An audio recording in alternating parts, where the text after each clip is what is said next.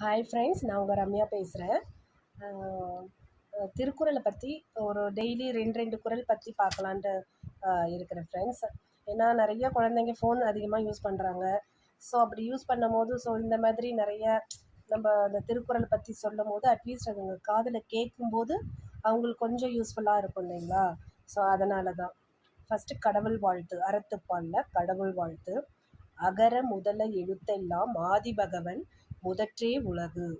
இதனுடைய அர்த்தம் என்ன அப்படின்னா, எழுத்துக்கள் எல்லாம் அகரத்தை அடிப்படையாக கொண்டிருக்கின்றன, அதுபோல உலகம் கடவுளை அடிப்படையாக கொண்டிருக்கிறது.